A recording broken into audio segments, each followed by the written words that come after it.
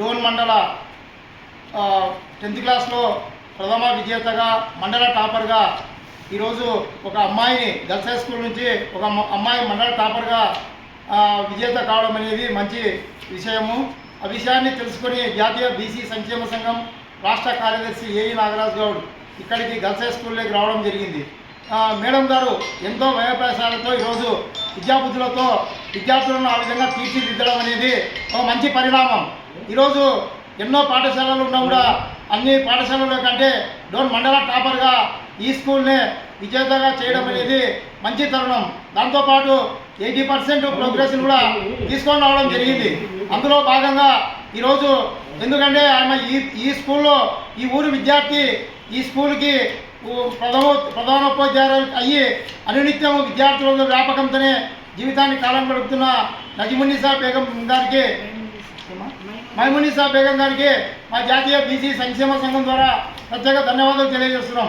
అదేవిధంగా డోన్ తాలూకాలో ఎమ్మెల్యే గారు కోట్ల జయసూర్యప్రకాష్ రెడ్డి గారు వచ్చిన తర్వాత పాఠశాలల్లో ఎన్రోల్మెంట్ శాతం పెరిగి అత్యున్నతమైన ప్రోగ్రెస్ని తీసుకోగలిగినారు.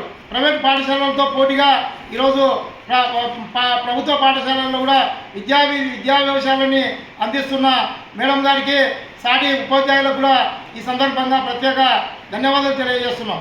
ఎందుకంటే ఒక అమ్మాయి ఒక ఇంట్లో పాస్ అయితే ఆ కుటుంబానికంతా ఒక వెలుగు లాంటిది. తాను తమ విద్య వల్ల ఊర్లో గ్రామంలో అయితేనేమి బంధువులు అయితేనేమి విలువ గౌరవాలను అందిస్తున్నారు.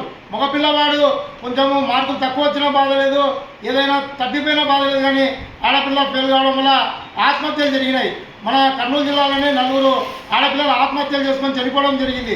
అట్లాంటిది ప్రభుత్వ పాఠశాలలో ఒక అమ్మాయిని ఉలవలపాడు గ్రామ అమ్మాయిని ఈరోజు మండల టాపర్గా సెకండ్ టాపర్ థర్డ్ టాపర్స్ ఇంకా కొంతమందిని విజేతలుగా పాస్ చేయించినందుకు ఆమెకు ప్రభుత్వం తరఫున ధన్యవాదాలు తెలియజేస్తూ నంద్యాల జిల్లా కలెక్టర్ గారు కూడా ఆమె సేవని గుర్తించి ఆగస్టు 15వ తేదీ కమెండేషన్ సర్టిఫికేట్స్ కూడా ఇవ్వాలని చెప్పి ఈ సందర్భంగా మేము డిమాండ్ చేస్తున్నాం.